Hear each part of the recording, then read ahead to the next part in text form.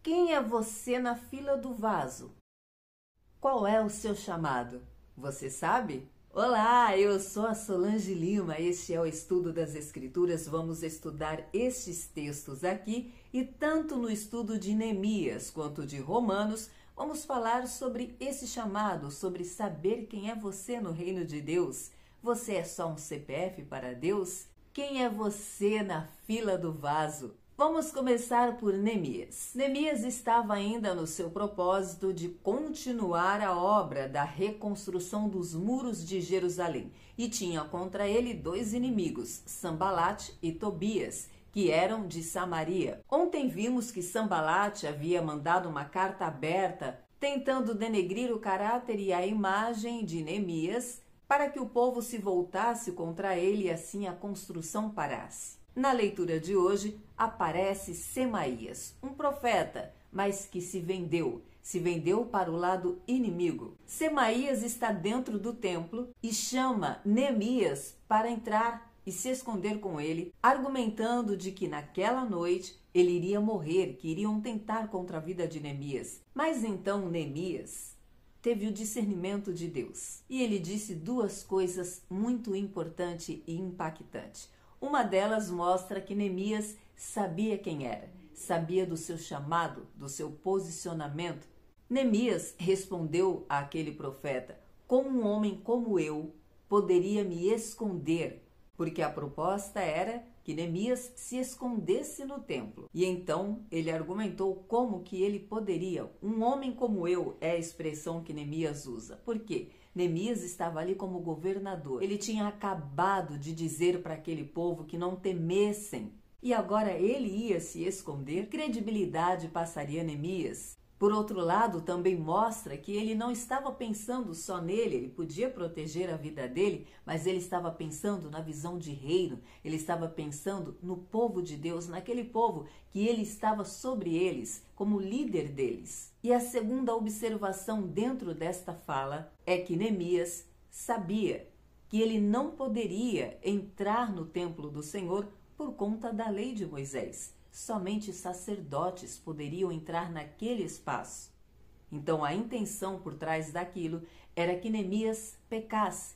Ele teve esse discernimento de entender que aquela era uma armadilha para desmoralizar Neemias. Uma vez que ele pecasse, infringisse a lei de Moisés, cairia no descrédito e a obra pararia, que era o tempo todo a intenção de Sambalate que estava por trás daquele profeta Semaías. E então o muro foi concluído em 52 dias, um tempo recorde. E Neemias registra que isso glorificou o nome de Deus, de tal forma que todos ficaram aterrorizados, porque entenderam que sobre eles estava o Deus de Israel, que aquela ação só poderia ter acontecido por intermédio do poder de Deus. Mas Neemias também relata algo preocupante.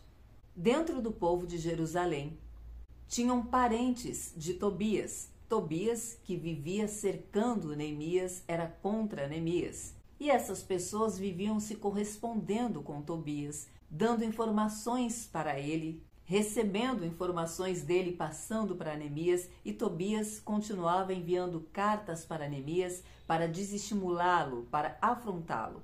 Mas isso não deteve Neemias, ao contrário, ele continuou com a obra, concluíram a obra. Ele colocou um governador no lugar dele, seu irmão Hanani, aquele que levou a Neemias as informações de como estava Jerusalém e moveu Neemias para todo este trabalho que agora está sendo concluído. Ele coloca esse irmão como governador e um comandante da fortaleza para ajudá-lo, Ananias. Mas Neemias relata aqui que, apesar da cidade ser grande, havia poucos habitantes e nem todas as casas estavam reconstruídas.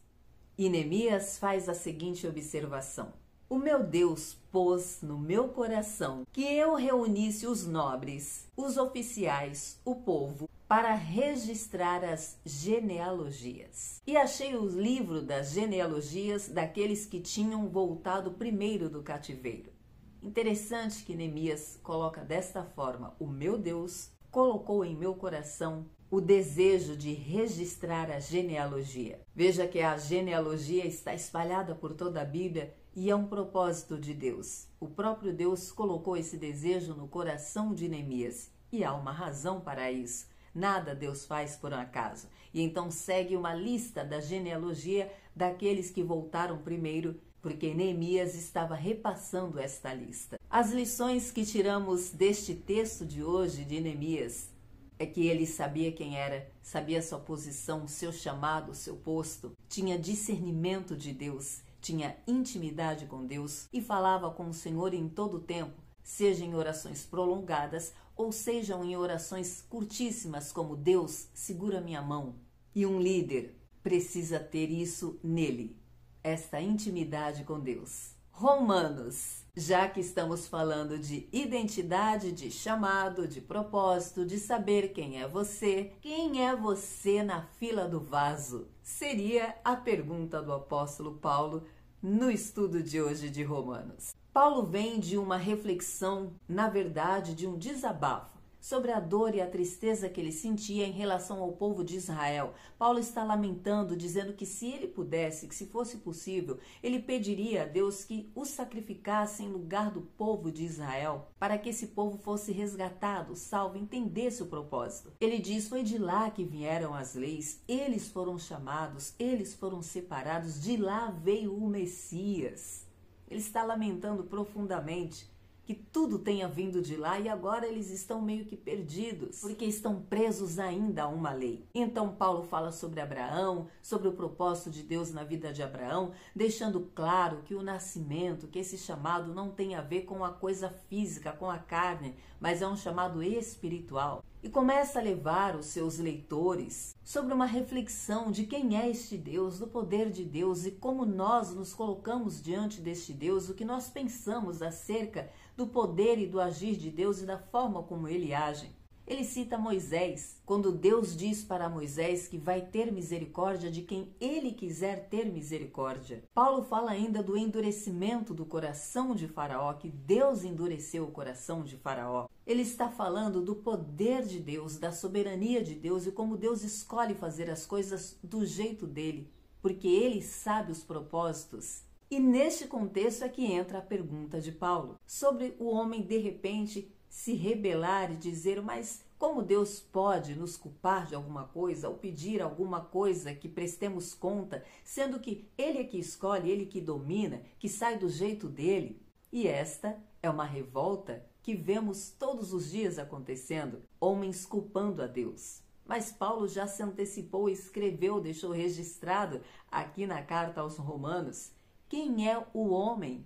Quem é você, ó vaso, para questionar o oleiro? E ele usa essa analogia. É possível que um vaso, estando na mão do oleiro, se questione por que você me fez neste formato e não naquele? Mas Paulo também deixa claro do cuidado e o amor de Deus de conhecer o seu povo, de chamar o seu povo e chamar pelo nome. E no lugar onde foi dito que não são filhos de Deus, aí é que serão chamados de filho do Deus vivo. Paulo está deixando claro que você, que eu, não somos um CPF, não somos um número. Ele cita o profeta Isaías falando sobre isso, que ainda que o número de filhos de Israel seja como areia, que foi a promessa que Deus fez a Abraão, os remanescentes é que serão salvos. O homem não é um número, não é um CPF, não é contado como a areia da praia. O homem é chamado por Deus pelo nome. Deus conhece a cada um individualmente. E ele encerra o texto de hoje falando sobre a pedra de tropeço,